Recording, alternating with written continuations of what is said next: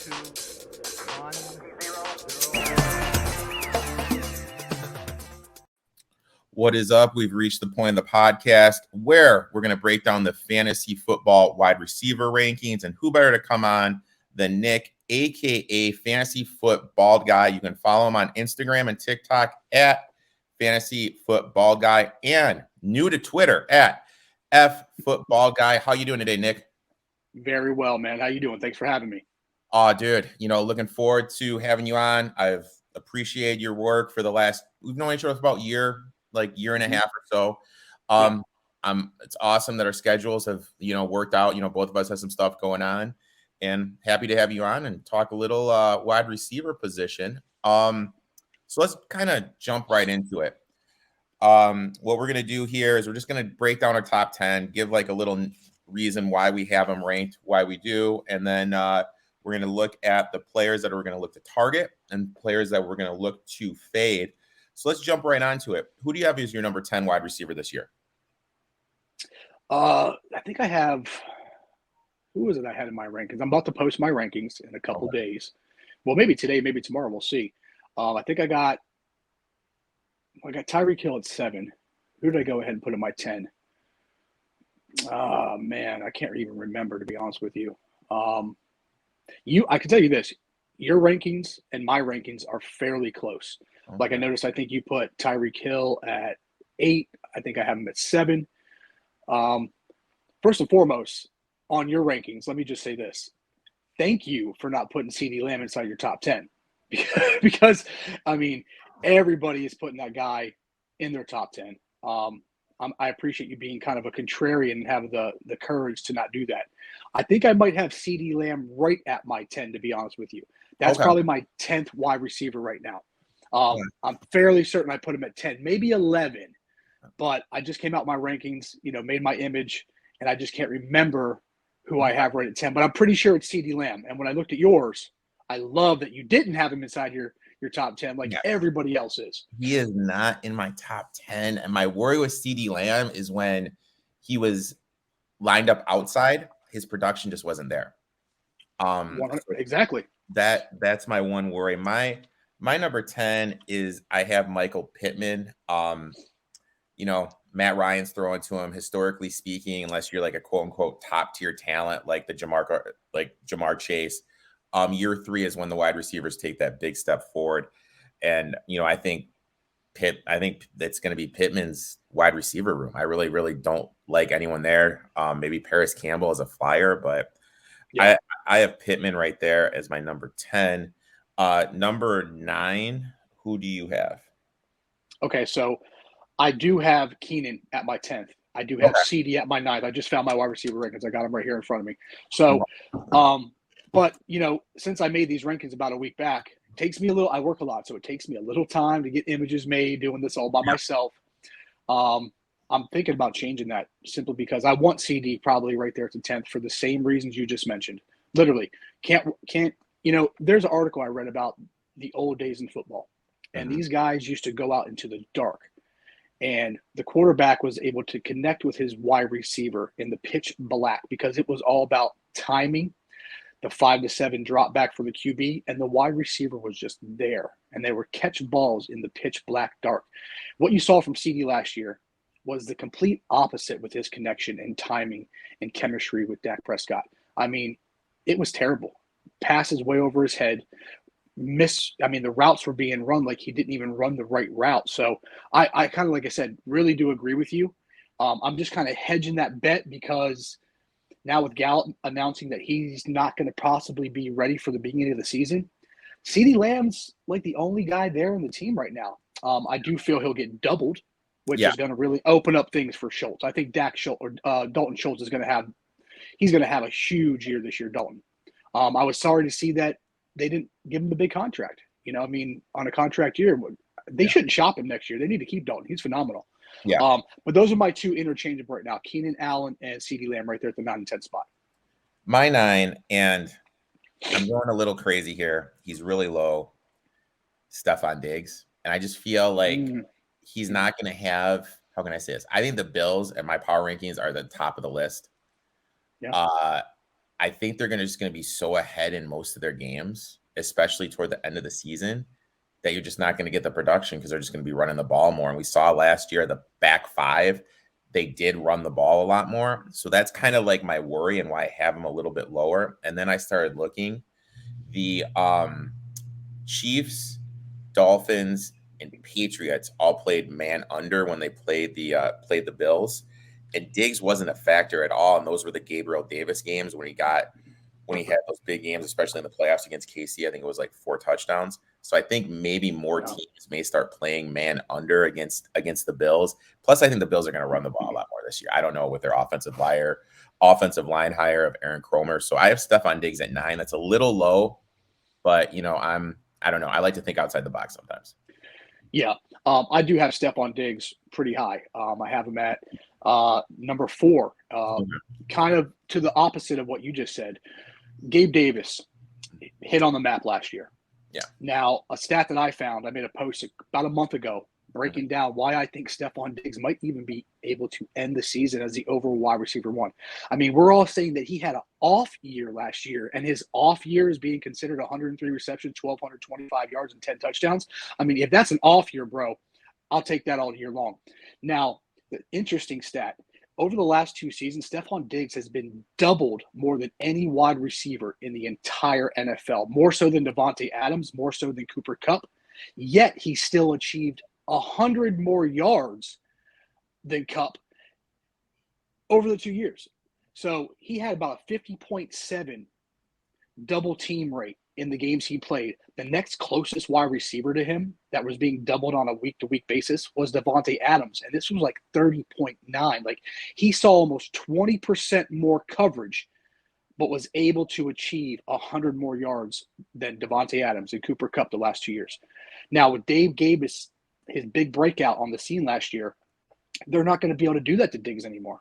So Diggs now, because they're going to have to focus on Knox, they're going to have to focus on Gabe Davis. So I think Diggs is going to get opened back up this year to start seeing single coverage. His footwork is impeccable. He's got the crispiest routes in the game right now, one of the best route runners. So we'll see. Now, your logic is sound because when teams have better offenses, they get up, they start running the ball to end the game. That's where garbage time comes in for our running backs, as we all know that. So I can see both sides, to be honest with you. I like your stat, but the one I found was very interesting when I broke that down. I was like, wow, this guy saw 20% more coverage than 20% more double coverage than every wide receiver in the NFL, yet he was still able to achieve what he did. That's impressive. It really was. And just to piggyback your point, last year, second in red zone targets, second in air yards. So, I mean, I agree with everything you said. And, I mean, the guy is an absolute monster. So, I mean, I could totally see him going off. But, I don't like – sometimes I just like to think differently. And this is the best thing about the fantasy football stuff because we all have stuff we look at.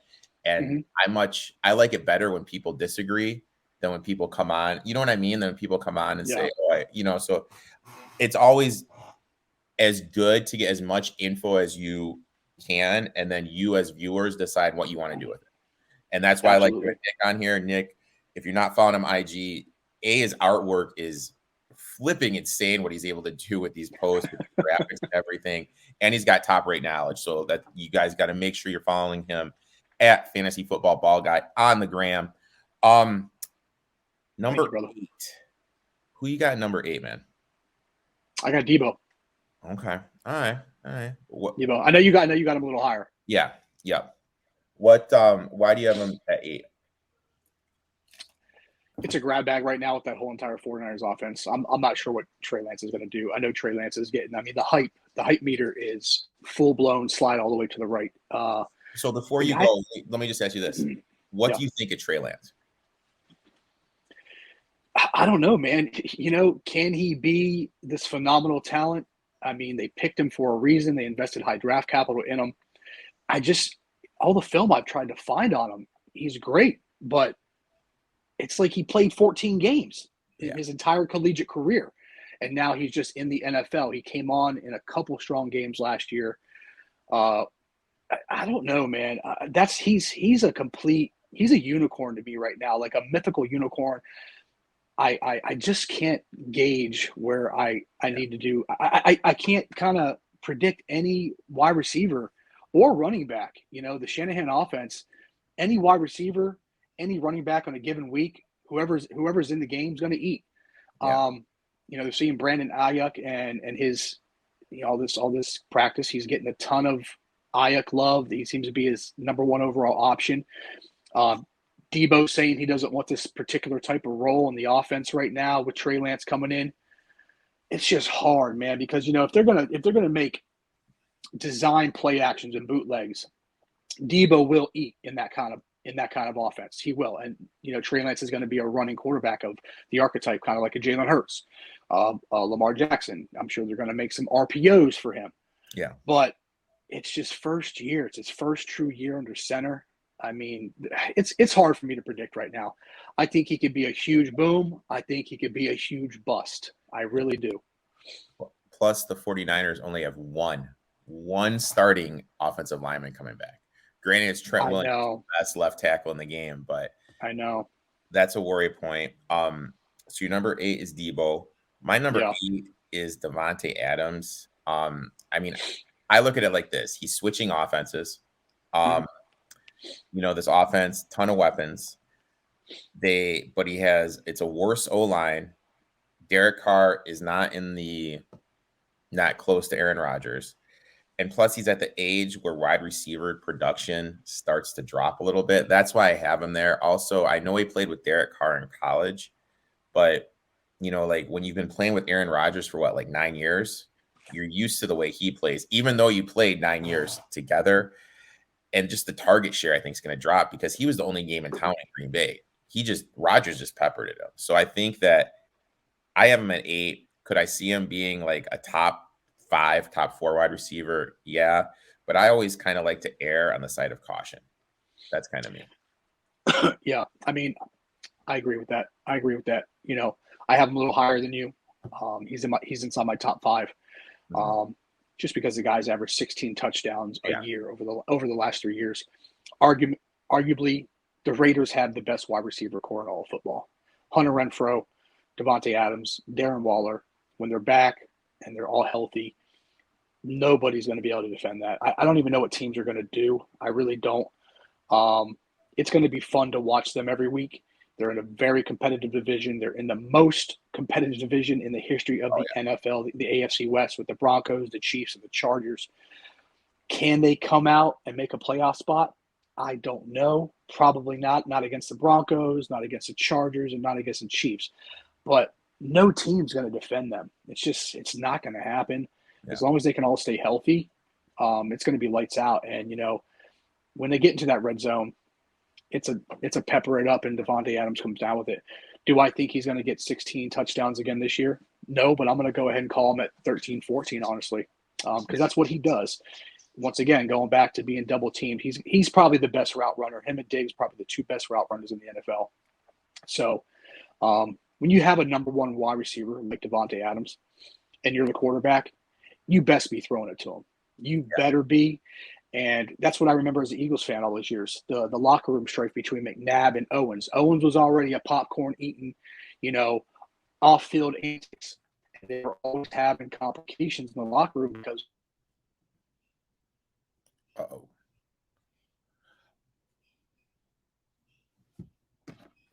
McNabb wasn't the best quarterback in the NFL at that time. So, you know, they did have their best seasons collectively together when they played together. But that was with him not throwing him the ball that much. So I think just knowing Derek Carr, knowing Davonte Adams, having the chemistry from the previous years that they did, they're like best friends, they're Thunder buddies. So they're gonna connect a lot this year. Now the offensive line is a question, but you know Carr can also scramble. He's underrated with his escapability. So I'm excited again to see that offense do what it can do. Definitely O-line concerns, but it's Davonte Adams, man. All he's done is elevate that team to an extent where they both, now not they both, but Carr can probably have his best season overall in the history of his 8 years in the NFL. Yep. I agree with that. Who's your number 7? I got Tyreke. Okay. Tyreke the Freak. Yep. So let me ask you this question. Okay. I've never been a Tua guy. I've never been a Tua guy. The Dolphins have wide receivers Hill and Waddle. Some people are projecting him in the top 20. Do you see a possibility where that could happen? Yes, I do. Okay. Yes, I do. So I do. if that does happen, if I'm a fantasy football player and I miss Tyreke Hill, should I draft Tua or should I try to get Waddle in the third? I mean, take Hill or get Waddle. No. Let's say I have the 8th pick and Hill gets off the board on 7th. Mhm. Am I better off trying to draft Tua like in the 8th or 9th round, or trying to get Waddle in the 4th? What would you do if in that scenario? I'd go Waddle. I always wait on quarterback, and Yeah. you might still be able to get Tua later on. Yeah. Now, like Davonte Adams came out and called Carr Hall of Fame, quarterback. We all saw that, right? Everybody was making fun of that. And then we all saw what Hill said about Tua. Now, counterpoint to that, Tyreke Hill might not have gotten himself a Hall of Fame quarterback, but Tua sure as hell did get himself a Hall of Fame wide receiver. 70.9% of Tyreke Hill production on the Chiefs has came from catches 20 yards and less. So this whole Tua doesn't have an arm, he can't throw the deep ball. It doesn't matter. Tyreke Hill doesn't need to catch the deep ball. He's got 70.9% of everything he catches since he was as a Kansas City Chief has been less than 20 yards. 13.4% was behind the line of scrimmage. 15.4% was past 20 yards. So Tua does work in the center of the field. They're going to be running cross slant routes, fades. I could definitely see a world where, and Tua is just very accurate. He doesn't get enough praise for how accurate of a quarterback he is. Some injury concerns there with his hamstrings, of course. But can both of them? If Kirk Cousins can sustain 2 top 12 wide receivers twice in his career, and now Tua has Waddle and Tyreke Hill, arguably was one of the fastest wide receiver duos in the history that we've seen in the past decade, it can definitely happen. They might even win the NFC. They might win the AFC East this year for the first time in a long time. Yeah. Well, I mean, who else is there? You got the Jets. I mean, they're going to compete with the Bills. Yeah. So everybody's predicting the Bills to be 13-4, 14-3. But I like the Dolphins this year. And it's no bias that I'm down here in Florida. It's just they're a good team, man. Their defense is up there with the top 5 in the NFL. I think they're going to surprise people this year. Okay. They are. I think they are. My number 7, I'm going out to LA. I'm taking Keenan Allen. One thing I like to do is I just kind of like to look at how many top 24 weeks wide receivers had. He finished top 24, 10 out of 16 games, and there was only 5 wide receivers that had more top 24 appearances than he did. He's like this dude. He just doesn't do anything. You just look up at the end of the year. Oh, Keenan Allen, top 10 yet again. You know what I mean? It's like nothing sexy, nothing like out of the ordinary. He's just consistent year after year after year. And I mean, I think that trend's going to continue. I like him a lot. I know the Chargers are kind of catching a lot of wind as being the it team this year. But yeah, I like him at 7. That's where I got him. Who do you have as your number 6? My number 6, I got Mike Evans. Okay. I got Mike Evans. I love Mike. I love Mike this year with Tom Brady, man. The certainty of Chris Godwin. Now they just signed Julio Jones, of course. So that's going to be hard to gauge that. So I think like now this is just me. This is the way I look at it. And I want you tell me your opinion on this.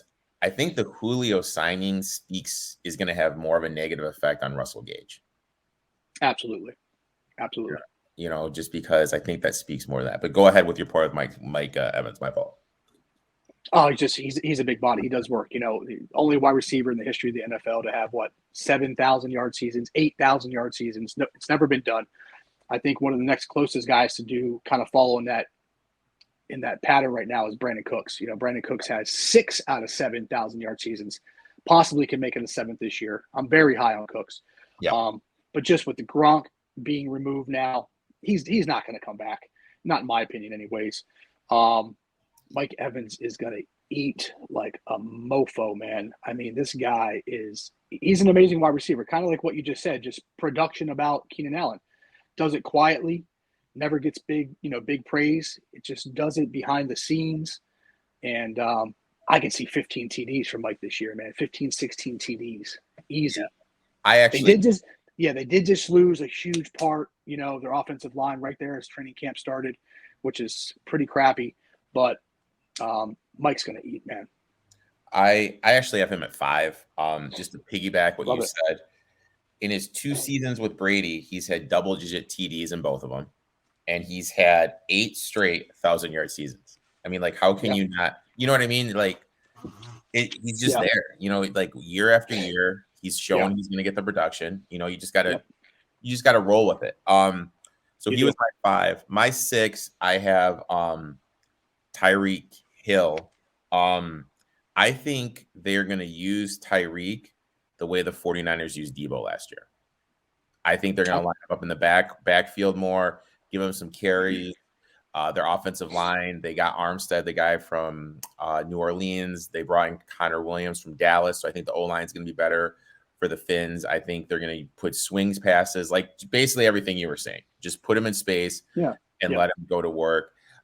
So yeah, I like Hill. I have him at 6, and I think he could see a Debo role because McDaniel has been with Shanahan since the Cleveland days. You know what I mean? So I really think everything from San Francisco is just going to go down to Miami. My 5 was Mike Evans. Who is your 5? My 5 is Ja'Marr Chase. Oh, okay. What?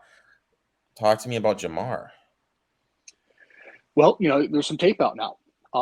They did improve their O-line. The Bengals made some big O-line improvements this year. They got Lavelle Collins as a right tackle. They were able to get Ted Karras as a new center, and they got a strong right guard in Alex Kappa. But Ja'Marr Chase is going to get kind of doubled this year, man. He's going to. That's why. And Burrow got sacked 70% on dropbacks last year. That's the third most in NFL history. So I'm glad they made some O-line improvements. But when a quarterback gets sacked as much as he did, a team needs to make strides to keep him healthy. Because if he keeps getting hit like that, he's not going to stay healthy. So now they lose their franchise quarterback. So they made some strides and improved their O-line. But I think that's probably going to be on his mind. It's going to be psychological. I still see Joe Mixon getting a lot of dump outs. That's what these smarter, older quarterbacks like Tom Brady and Matt Ryan do because they know that they're older, their bodies are more fragile, and that's why they dump down to their running backs a lot because they don't want to take that hit. They don't want to get sacked. They want to stay in the game. So I see a big year for T. Higgins in that regard. But I think they're going to both eat, man. I want to put Ja'Marr Chase higher. I really, really do. But just kind of my thing with what I said about CeeDee Lamb, Jamar's going to get doubled every week. He's going to get doubled and doubled and doubled. Teams would be smart to do so. They really would. You know what? God damn it, Nick. Now you have me second guessing where I put Chase, dude. I'm looking at my notes. I'm looking at my notes for Ja'Marr and just kind of get, now you got me thinking, just to feedback what you said. Bengals were 20th in pass attempts last year, finished 7th in yards. And just kind of looking back, all that came on hot routes during blitzes where Burrow would just throw it up to Chase. You mentioned running because he had to run. Yeah. You mentioned the improved offensive line. With the improved offensive line, I don't think he's going to get as much. You know what I mean? I don't think the pressure is going to be there as much. And also, I can't find any history on this in the NFL, but I did find some in MLB. Burrow had an appendectomy earlier this week. I haven't found any quarterback that had one in production when I was looking online, but I did find MLB pitchers, after they have one, their velocity tends to drop down a little bit. So it's going to be interesting to see if that happens with Burrow. I have Chase at 2, but now after like playing everything that you said in my head and reading my notes, I may have to readjust my rankings a little bit. So you made some great points. So I'm definitely going to think that over. My number 5 was Evans. Already mentioned that. My number 4, I went with Debo.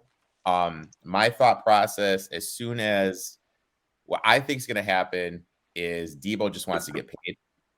And once they're like, and he's going to get the Garoppolo money once Garoppolo comes off the books. And you have a young quarterback, you have an offensive line only returning 1. I think they're going to use him in the same light. And I think Elijah Mitchell's knee issues are a little bit more serious than the 49ers are letting us know, because they did spend that high draft capital and they drafted that kid. So I have Debo at 4. Who do you have at 4? I got Diggs. I got Stefan Diggs. I am concerned about, like I said, I mentioned earlier, I'm just kind of concerned about the 49ers offense. You know, NFC Championship game last year, but just with Trey Lance under center, you know, hey, look, Debo's been injured every single year of his career other than last year. I think he knew he was on a contract here in sense. He needed to perform. He would be walking off to the sidelines, limping. You're thinking, oh, crap, here we go again. He was right back in the game 2 plays later. He single-handedly kept the 49ers pretty much in that NFC Championship game against the Rams. They still end up losing, of course, as we all know. But it's on his mind. He's like, man, I got to go back in the game. I can't be known as this injury-prone guy. Now, as running backs get beat up and the way they were using him, his body took some hits last year. But he's a grown man. That boy, you know, he can do work. But what is Trey Lance's tendencies going to be? What is his tendency? We have no idea what Trey Lance is going to do. Is he going to throw these swing routes? What kind of plays is the coach Shanahan, who's an offensive-minded genius, going to put his players and utilize their skill sets and put them in the best, set them up for success? You know, utilize his player strengths, not trying to just do what other teams are doing. I wish in real life for Debo performing good for the first time for 4 months. I wish that was like that for all of us. All we have to do is do good for our job in 4 months of our careers and get paid, bro. I wish that was real life. Yeah. But he's asked for this money. I have no idea where the NFL is coming up with all this money. I know they signed a new NFL contract. The media rights were there. They got billions of dollars from that. But we're also coming off a COVID year. I mean, these wide receivers that are getting paid, these quarterbacks that are getting paid, I'm really starting to wonder if it's teams almost investing in them and giving them capital for the future. Because I have no idea where this money's coming from. I'm wondering if cap space is even a thing. It's amazing how this wide receiver market has got so inflated. I'm sure he'll get paid, like you said. But if you look at disgruntled players that have had to sit out or beg their teams to pay them, they get the paycheck, right? They got that guaranteed money. And then they don't really come back the next year and give it their all. Why? Because they don't want to get hurt. They don't want to, risk losing out on some money. I don't know. Like I love Debo. I love Debo. I really like him as a football player. The offense is kind of doing a big shift for me with Trey Lance being under center. That's going to change up things for me. Yeah, you don't know what you're getting. So it is a big worry point. I agree with everything you're saying 150%. So my number 4 is Debo. Who is your number 3? So I have him farther down than you did, as I kind of mentioned earlier, Davonte Adams. Just because, he is arguably the best wide receiver in the NFL next to Cup. Average 16 touchdowns. He got 18 touchdowns last year, and that is Aaron Rodgers, of course. That is insane. That's insane. But, he's, like I said, he's averaged 16. So I still think he's going to be up there. I still think he's going to do what he does. He's undefendable. And now he's not going to see much double coverage because Renfro is going to be taking some work. Waller's going to be taking some work. All 3 of those guys are going to be wide open this year. Carr's going to have it easy, man. He's going to just have to be on the drop back and pepper it to whoever he wants. He's, getting a guy like Adams is huge. And Carr isn't bad. Now, I'm not saying that Derek Carr is Joe Montana, Steve Young. I'm not saying that. So whoever's watching this, please don't take this out of context. But Derek Carr is one of the most accurate quarterbacks in the history of the NFL. He's actually the only quarterback to ever hit a 90% completion rate in a game twice in his career. He actually did it back in, I think, 2019 against my Eagles where he completed 31 for 34 passes at a 90.2% completion rate. So he is highly accurate when he throws the ball. And now he has 3 wide receivers. And if the new coach is going to have any kind of sense, he's going to let Derek Carr just throw that rock this year. You know, he really is. They're going to have a lot of red zone opportunities. And I think, like, I don't think the Raiders defense is going to be that good. You mentioned how good the AFC West is going to be. There's going to be a lot of high scoring games out there. Out there in the West. Now, I mean, you know, they do beat the Chiefs. They have beat the Chiefs. You know, the reason why I like Derek Carr is because he's a competitor. I love the guys that I see coming. They rally the troops. They're optimistic. He's always pumping them up. I hate the quarterbacks or any player in regard that just is over there sulking, you know, head down, upset that he's not getting the ball. I don't like that. I'm not a fan of that. Hey, it's a game. Remember, you're getting paid to play a game. It's a privilege, not a right. So have fun while you're out there, and don't forget it. You know, we're the fans. Like Derrick Henry, I just found out, has some kind of clause in his contract with his agent where he's only allowed to sign one autograph when he's out and about. You know how many kids are probably coming and putting, hey man, one autograph, bro? Are you kidding me? That's not cool, bro. You know, we make who you are. A little weird. It's very weird. Like, we make who you are, bro. Like, you would be nothing without us. Yeah. So that's a little weird that he did that. That's very weird, and I don't think that's cool at all. You know. But yeah, I got Adams at 3 just because he's Adams. You know. I mean, I know he went from Rodgers to Carr, but Carr doesn't get the respect he deserves. He doesn't. Yeah. You know, he was arguably he's under-respected. You mentioned leadership. I'm a coach, so I value leaders. I think he's one of the most underrated leaders in the NFL. You look at everything that Raiders team had to endure last year, and he was basically the man there, leading everyone, getting everyone focused. So I agree with everything you're saying. Like I said, though, everyone knows I'm a negative Nancy, so I just always kind of look at the negative stuff. That's just the way I roll. Devil's advocacy is a necessary, and a lot of people forget that the Raiders almost beat the Bengals in that playoff round. You know, they did. They almost came back. They made the playoffs. Yes, they made the playoffs. And think about the people that Derek Carr had to throw to. He lost Renfro at the end. He had Zay Jones. He was able to bring the Raiders to the playoff with Zay freaking Jones as his number 1 and Brian Edwards. Yeah, Zay Jones. I think he's quietly a little bit of a sleeper for the Jags this year. I think he's a little under the radar. My number 3, and maybe this is just me being a negative Nancy again, Justin Jefferson. Now, bright side, every team in the North has insane defensive back issues. Packers have great defensive back issues. Lions have defensive back issues. Bears have defensive back issues. O'Connell, the new coach, he has said in his system he wants to throw the ball more, less running opportunities, use the pass to set up the run. So that means more targets, more throwing opportunities. Negative part, the Vikings only ran 3 wide receiver sets 5% of the time last year. And they're going to run 3 wide receiver sets this year. Who does that number 3 wide receiver, like, whose target share does he cut into? You know what I mean? Does he cut into Thielen? Does he cut into Jefferson? Yeah. Is it kind of like a split? That's a little bit of my worry. I guess that's kind of why I have him at 3 right now. But after thinking about my Jamar Chase notes and what you said about Jamar Chase, I'll probably move Jefferson up to 2 and drop Chase down to 3. That's kind of where my head is right now after talking to you. Who is your number 2? Justin Jefferson. Okay. All right. Yeah.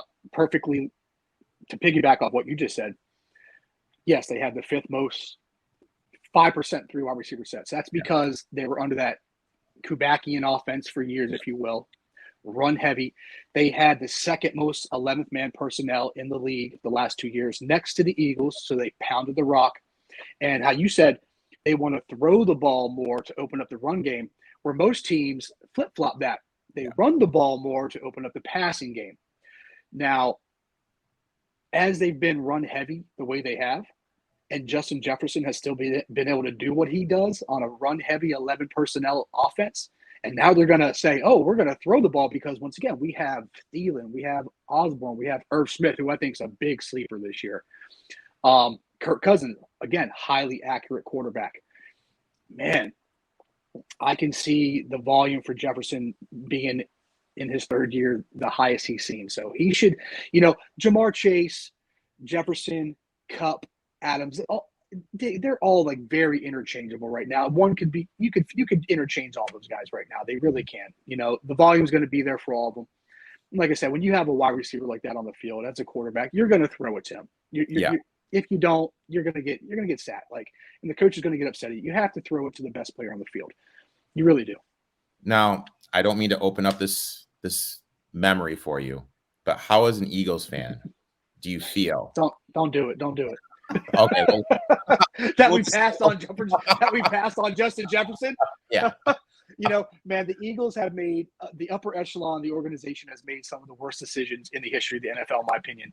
And I can't imagine what it's like being a Lions fan. My neighbor's a Lions fan, but I think the Lions are just like the Raiders for me. They're going to be that dark horse in the NFC North. I'm not saying they're going to, but hey, man, Goff can sling it. Goff is set up for success. Now, the Eagles throughout my life growing up, they get Randall Cunningham. My dad used to call them the Philadelphia Cunninghams. They let him go. Yeah. We got Reggie White. They let him go. He goes on to win a Super Bowl with some other team. They get Ricky Waters. They let him go. He goes on to win a Super Bowl with the 49ers. We get Brian Dawkins, my favorite player of all time, the Wolverine. Yeah. They let him go. They underestimated him in the free agent market. Broncos paid him $13 million for 2 years. He took the Broncos defense from 27th the year before down to second overall. That one player was so impactful that he literally revolutionized their defense. The Eagles, Howie Roseman, he made some decent moves this year. I think Devonte Smith, now this is going to be very controversial what I'm about to say, but I think Devonte Smith, as we all know, is hyper talented. He made probably the best highlight catches of any wide receiver in the NFL last year. But Hurts was putting the ball 10 feet above his head. That's where my concern is with Hurts. And where I have Hurts in my rankings, I'm sure when I post him, I'll get roasted by a lot of people. But I'm concerned about the guy's arm. I'm sorry, but I am. He can't throw. And if I'm a defensive coordinator, I'm spying Jalen Hurts, who runs a lot, and I'm making him beat me with his arm. I'm going to make him say, you have to pass to beat us. And we're not going to let you run because we're going to take one guy that's obligated on the line in the linebacker core and just let him watch you and follow you the entire game. So I got some major concerns for Hurts, but the player that I'm highest on as far as the Eagles wide receiver core this year is actually Devonte Smith. I think Devonte Smith's going to break his 1K yards this year. He almost broke it last year. I think AJB might get utilized more than like Adebo did. Give it to him in space. He's a big running guy. Let him run the ball. But we signed him for a 4-year big-time contract. But is he going to be happy only seeing 4 or 5 targets a game from Jalen Hurts? Because that's not his tendencies to pepper a wide receiver 10, 11, 12 times a game. It's just not. I don't think he's confident in his arm, and I've seen what I've seen, and the tape is out for a full year. So every defense that plays this year is going to spy Jalen and make him beat us with his arm. So that's where my concern is as an Eagles fan. Yep, that totally makes sense. And we saw that happen with the kid from Arizona. His name I'm spacing on, Murray. Guys started to spy him a little bit. He struggled a little bit. And Hurts is very inaccurate. That's why I had him low in my draft rankings a couple years ago. My two already said it, Jamar Chase. The connection he had with Burrow. Both the old mans are out smoking cigars outside the Super Bowl. And love it. The one thing that kind of stood out to me last year, and I'm going to ask you this question, it's going to go back to the Dolphins. It's kind of like whoever they had that personal connection with, that's who the quarterbacks kind of threw to. And we saw that Burrow had that connection with Chase, looked at Chase the most. Do you see a scenario where Tua played with Waddle at Bama, where Tua looks to Waddle more and Hill gets a little frustrated? I lost you for a second. Can you hear me? Yeah, I can hear you. Do you see a scenario where I was talking about how quarterbacks tend to look toward who they're familiar with? Mm-hmm. Do you see a scenario when we saw that with Chase and Burrow last year, Waddle and Tua last year? Do you see a scenario in Miami where Tua just looks to Waddle so much, Hill gets frustrated? Yes and no. the players in the NFL that have the biggest egos by far are wide receivers. Like I said, when they're not getting targeted, they get unhappy. They do. You start seeing them on the sidelines screaming, being disgruntled. But then again, like I said, if the quarterback is smart and you got a guy like Davonte Adams, you got a guy like Tyreke Hill. I mean, if you're not passing it to them, I think they have every right to kind of get upset at you. Like, come on, man. They just paid me $25-30 million to come over here to help you. Throw me the ball. Like, let's win some games. It's not about one man. So I don't think their argument is all about me, outside of their egos. I think it's like, hey, let's win some dang football games. Like, I'm here to win a Super Bowl. Some guys you would argue this year it being more about money with the way these contracts are getting paid out. But no, I mean, if they're not getting fed, that's I don't like that. Like, I want to see the passes. That's what makes the NFL exciting.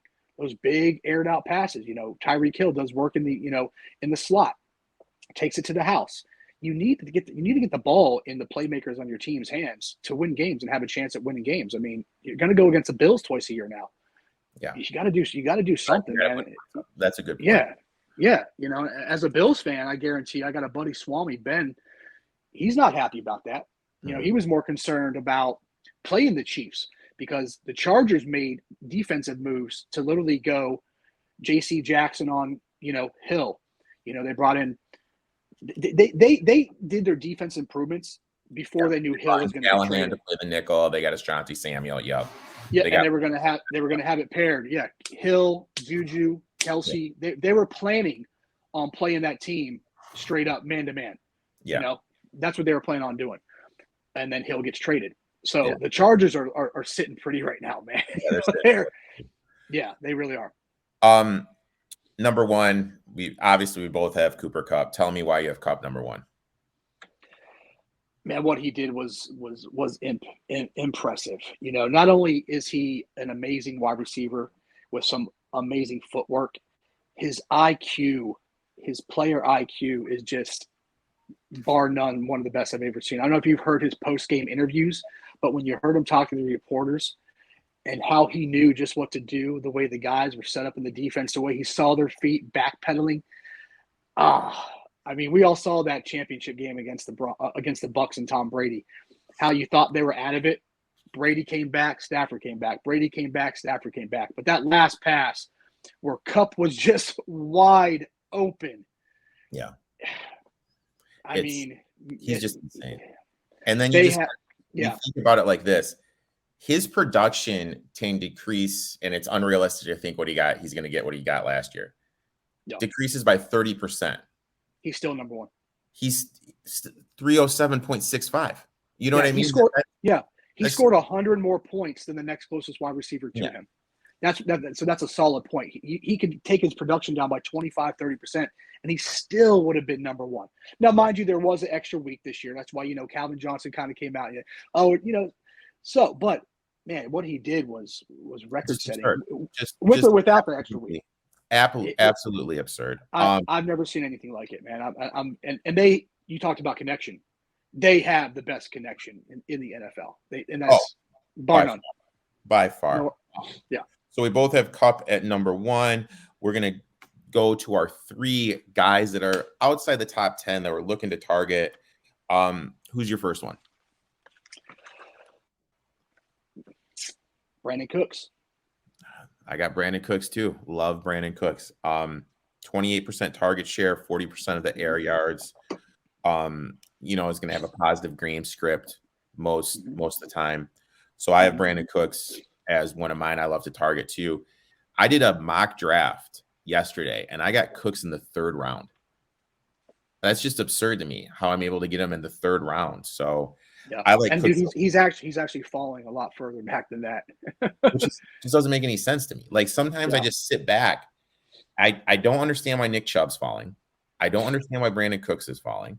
It's just like if I can get if they just think about I don't understand it either. Yeah, it's just I think so many fantasy football players really focus on this upside thing. I said it the other night on a live stream with my buddy Piggyback Picks, Flo Joe. Me and Wishlist have talked. I know you guys did the running back rankings. And being a football player, nothing collegiately, but I was a hell of a football player just growing up. to see the game from the inside out, not the outside in, playing it your whole life, you have a different point of view. And when you have a runner, all you got to do is exist between hiking the ball and handing it off. You know, Nick Chubb has arguably the best running back stats of almost any running back, up there with Adrian Peterson. I looked at the other day. He's the fourth running back ever to do with 7 8-man stack boxes, other than Adrian Peterson, other than O.J. Simpson, other than fellow Brown, Jim Brown, averaging 5 yards a carry, a minimum 100 attempts in 5 games. What he does, he's never had Deshaun Watson as a quarterback, so that shouldn't even be relevant. And I know we're talking wide receivers here, but I don't understand. I think people draft too much for this upside. I don't want to take a player based off his upside. I want to take what I know he's going to give me week in and week out. I want consistency. That's how you win your games.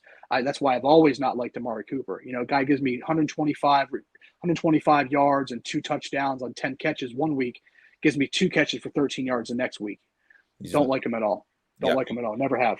You want somebody that's going to just have that consistent average baseline per week. And I want to, especially a running back, I want a running back who doesn't need to rely on receptions. Yep. And that's what Cooks is. Cooks is just that baseline guy. I mean, we're going to look up at the end of the season. He's going to be a top 15 guy. Davis Mills had a better deep ball percentage than Justin Herbert and Patrick Mahomes last year. Davis Mills is very underrated. I think he's going to come out this year. He had a better opportunity. He had in less games. He had a better quarterback percentage than Zach Wilson, better than Trevor Lawrence. Davis Mills is a very good quarterback, and he's not getting enough credit this year going second year in. So I think the Houstons are going to be underrated, but they're going to be fun to watch too. I'm excited to watch Brandon Cooks and Davis Mills connect all year long. Yeah, I like the Texans a lot. I do. Fun. I asked everyone this on for the first time. My little office space right here. I got 3 jerseys autographed hanging up on the wall. Can you guess what the 3 are? Brandon Cooks. No. Davis Mills, No way. Matt Stafford, and Vita Vera. Those are the 3 jerseys I have autographed. I like it. So I love. If you see this is me and my wife's room. So she's got her fancy little deer picture hanging back here. But we're gonna start. This is gonna be my podcast kind of segment room. So we're gonna hang a hook so where when I'm on, I can hang one of my Jonathan Taylor jerseys up or my Michael Vick jerseys up, and then when she's back in here, because this is our guest room, she can come back in and beautify and aesthetically please the girls or friends that we have stay over. And I got to take my football stuff down. Okay. All right. But no, I love Davis Mills this year. I think he's vastly underrated. I think big time sneaky. I think the Texans are sneaky good this year. Lovie Smith is just kind of. I like Dameon Pierce as probably the best running back. Yeah, has kind of overachieved everywhere he's gone. Who's the next guy who's you're kind of high on that most people aren't? My next guy that I'm high on that is DJ Moore. When you're just kind of looking at DJ Moore, he has the second most targets the last 3 seasons combined, 12th in fantasy points, and second in yards with absolutely 0 quarterback play. They're bringing in Mayfield, I'm not a Mayfield guy, but he's a step up from what he's had in the past. And also, Mayfield strikes me as a petty guy. And you have Robbie Anderson saying all that stuff about how Darnold was the QB and everything. I think Moore is going to get peppered with more targets. So that's why my second kind of sleeper guy I'm looking at targets, DJ Moore. Who's your second guy? You know, you and I are hitting the nail on the head here. DJ Moore is also my second target. He's the only wide receiver right now in the last 3 years to have 1,200 yards from scrimmage. 3 years in a row. 3 years in a row. His touchdown rate can go up, of course. I'm hoping it goes up. That's where he's kind of lacking. But like I said, again, 1,200 yards as my wide receiver 2, most likely. You can take 1,200 yards as your wide receiver 1. He's also speed demon like no other. You can put him and set him up anywhere. And the most amazing thing about him right now, he's going at the 5.01. His ADP is at 5.01, where you got guys like you can get him an entire 2 rounds later than Michael Pittman, I think 3.04. Keenan Allen, I know Keenan Allen's inside of both of our top 10s, but Keenan Allen's going at like 2.09. There's some players, man, that are just an entire 2-round. Deontay Johnson's at 3.06. I'd take DJ Moore over Deontay Johnson every day of the week. Every day of the week. And you're able to get him an entire 2 rounds later. Yeah. So that's another reason why I just love him, because his value is he's probably the best wide receiver value you can get right now. Who's the last guy that's kind of a sleeper guy outside your top 10 you're looking to target? Adam Thielen. Going back to what you said about, they're going to try to pass the ball more. Adam Thielen was a number 7 wide receiver through week 12 last year. And then he got hurt in week 13. I think first or second play of the game, he went out. But he was the number 7 wide receiver for 12 weeks. Yeah. So now he's back. He's got, like I said, once again, just like my argument with the Raiders, you got Thielen and Jefferson. You can't double either one. Thielen's a monster red zone target for Kirk Cousins. Always has been. And yeah, he's old. He's 31, but he's going to do work. He's going to do work. Him and Jefferson both are going to do work. And Thielen's, man, all the way back into the 6th, 7th round. Yeah, he's getting overlooked a lot. My guy, and it's kind of crazy how like our perceptions of people can change. Last year, all I heard was Rondell Moore. It seems like no one's talking Rondell Moore. I'll target him. He's going off like in the 10th, 11th round. Yep. He's going to start the season in the slot. The Cardinals, they used 2nd round draft capital on him. So you're not just going to use 2nd round draft capital on a guy and not use him. I personally don't think Hollywood Brown's that good of a fit for the offense. He's already hurt. Yeah. And then I was just kind of looking at the target distribution, and the wide receiver 1, less targets compared to the NFL average. Wide receiver 2, less targets compared to the wide receiver average, to the NFL average, excuse me. But in the Kingsbury offense, wide receiver 3 and 4, they had a higher targets per game than the rest of the NFL. So if Moore in the slot, I think low risk, high reward. We don't know what's going on with D-Hop. D-Hop's at that age where production starts dropping. I'll take a gamble. 12th round, Rondell Moore. Why not? Same player as that was getting all the hype last year. So I'll gamble with him. I agree with that. I think Rondell Moore, and one of my other buddies I do work with, Fantasy Football Dome. He's a young kid. He's across the pond. He's a big fantasy football fan. He's a Giants fan. Lives over there in London, but loves the NFL. He's one of those kids that got kind of indoctrinated because the NFL made that jump across the pond and started having games over there. So he's become a huge American football fan. And him and I both talk about how Rondell Moore is going to have, I think, possibly kind of a Jalen Waddle type season from last year. Rondell Moore is a huge sleeper, and the fact that you're able to get him in those double-digit rounds, man, you can't beat that. No D-Hop. Marquise Brown's already hurt. I'd nab Rondell Moore every chance I get if he falls to me in the 11th round, 12th round. Now we need to look at the players we're looking to fade. Who's the first wide receiver that you're looking to fade? Outside the top 10? Outside. Who's just someone like, even like this guy's on the board, there's no way you're going to draft him. Deontay Johnson. I'm gonna fade Deontay Johnson. A lot of unknowns right now.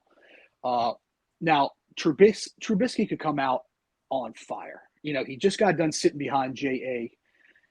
Who knows what he learned? Who knows what he picked up? If the guy comes out on fire, I don't think we see Kenny Pickett. Kenny Pickett had he was the number 1 quarterback to go out in drafts this year. So they invested tons of draft capital in him. But say Trubisky, so Trubisky doesn't bode well for any wide receiver for me, personally. Not Claypool, not Deontay, not George Pickens. If he does well, Pickett doesn't come in, right? Yeah. But say Pickett does come in the history of the NFL, the number 1, the number 2 wide receiver on the team has a rookie quarterback throwing to him under 1K yards every year. So I'm not seeing even almost 1K yard seasons from either Claypool or Deontay Johnson. If Trubisky stays in the game, it's going to affect the entire offense as well. I mean, he's a tuck and run kind of guy. That's why where Najee lived on 74 receptions last year, Najee's receptions are going to go down by probably 20, 25. Mitchell's not going to – his tendencies aren't to, hey, let me run back and drop it off to my running back. He's going to tuck it and run. That's his tendency. That's what he does. So I'm kind of fading the entire Pittsburgh Steelers offense this year. Not that I won't take Najee if he falls to me, in the back of the first or something, or even ninth, 10th overall. I'll take him. He's got that volume, and volume's important in fantasy football. But yeah, I'm fading Deontay Johnson. Once again, just like Debo, it was his first real good, successful year last year. He was one of my most frustrating wide receivers the last 2-3 years, because the week I wouldn't start him, he'd blow up. The week I'd start him, he'd get injured. Start him again the next week, do nothing. Sit him again the following week, blow up. I really hated putting him in my lineup every week. And then all of a sudden he has a fantastic year last year. I didn't even draft him because of my recency bias. So I'm going to fade Deontay Johnson this year. Yeah, I'm fading Deontay Johnson this year as well. To piggyback a point that you made earlier, Big Ben was the quarterback. Older quarterbacks dumping it down a lot. Big Ben average depth of the card at worse than the NFL, 6.8. Deontay Johnson lived in that underneath system. Offensive coordinator Matt Canada, he likes to do what they did in Maryland: pistol, RPOs, trying to chuck it downfield a little bit, extend the field. And that's not Deontay Johnson's role. Deontay Johnson lined up where Antonio Brown lined up, hence all the targets from Big Ben. And also, if we just kind of look at the Steelers draft picks, they used one on George Pickens and one on Calvin Austin III. Why are you drafting wide receivers? Johnson's had the drop issues as well. So I'm totally fading Deontay Johnson. You mentioned how you're fading every Steelers. I actually took a bet he wouldn't even, Deontay Johnson wouldn't have over 1,000 yards. I really like that bet. Totally fading Deontay this year. Who's the next guy you're fading? Well, I really looked hard to find an outside top 10, but I like a lot of value in the outside the top 10 wide receivers this year. I'm probably going to go – this guy's going to be inside the top 10 because he's teetering right there on my top 10. But I'm going to fade – I'm going to fade CeeDee Lamb this year. Like I said, I just didn't see the connection I needed to see. The way he's going to be double teamed now with Gallup announcing he's probably not going to be ready for the beginning of the NFL season. I didn't see any connection. The guys that we were high on, Jefferson, Kupp, Jamar Chase, we talked about how they have an amazing connection with their quarterback. He doesn't have a great connection with Dak. And I don't know if the offseason has improved that much. He's going to get doubled. A lot of unknowns. I know everybody has CeeDee Lamb so high.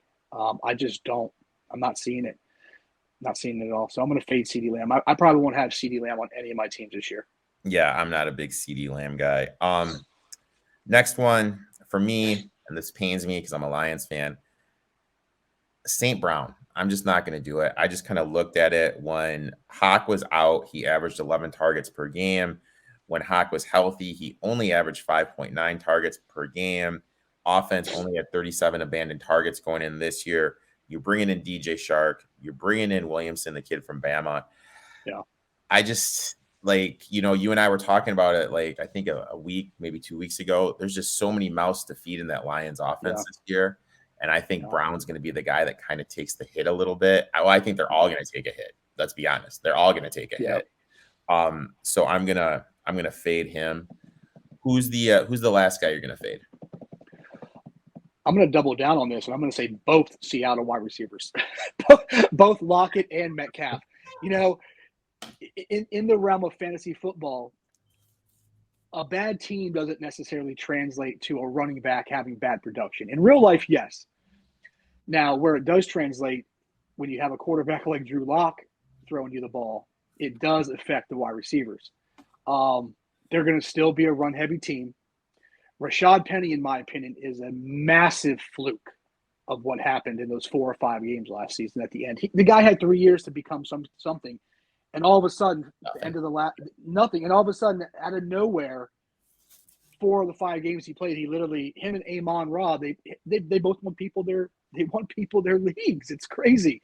That's why it goes to show you how important the waiver wire really is. But I'm not seeing good things for either Seattle wide receiver this year with Drew Lock under center.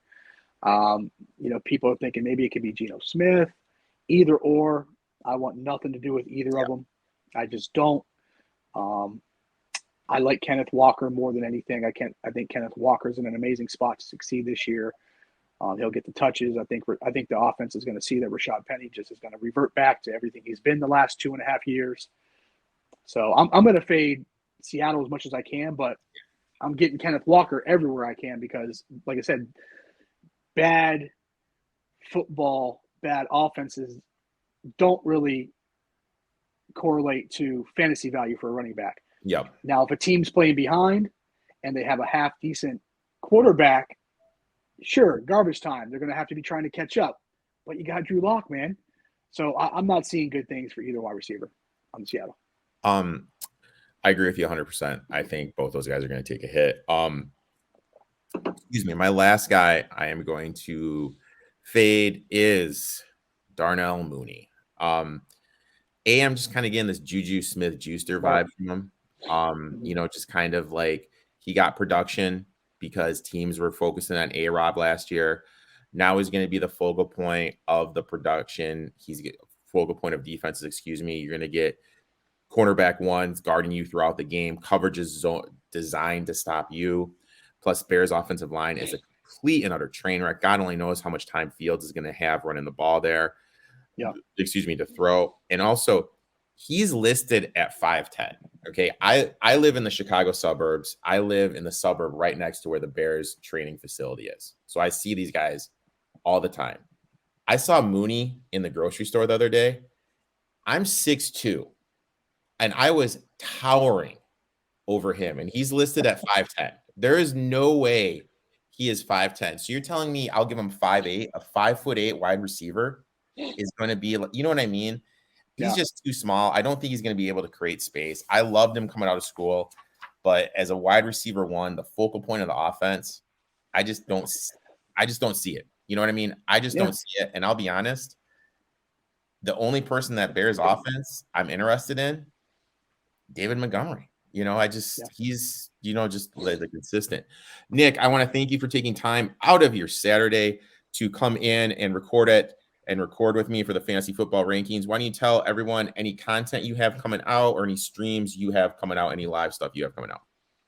All right. So via my affiliates, amazing stuff going on through the Fantasy Football Network. We're going to be launching an app here soon, a website here soon, where we're trying to funnel our followers onto this app. It's going to have rankings. It's going to have channels with Smitty, the fantasy football show. It's going to have Fantasy Couch. Some of the biggest names that in fantasy football, as far as the biggest pages on Instagram, fantasy analysts.